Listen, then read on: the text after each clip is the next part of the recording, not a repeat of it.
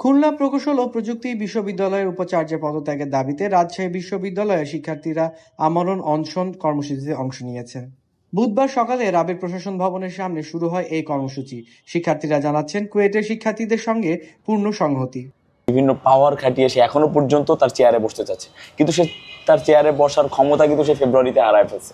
যে ছাত্রদের উপর বহিরাগত যে হামলা, সে হামলাকে তিনি বৈধতা দিয়ে আরও শিক্ষার্থীদেরকে তিনি বহিষ্কার করলেন এবং তিনি তার চেয়ারের থাকার বৈধতা সেই ফেব্রুয়ারিতে হারিয়ে ফেলেছেন। সারা বাংলাদেশের শিক্ষার্থীরা তার পদত্যাগ চাচ্ছে।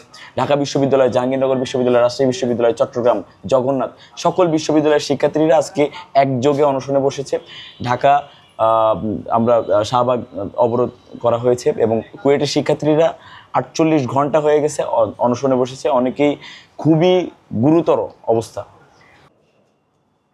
শিক্ষার্থীরা জানিয়েছেন, উপাচার্যের পদত্যাগ না হওয়া পর্যন্ত চলবে এই অনশন। আলামিন মাহি, স্কাই বাংলা, রাজশাহী।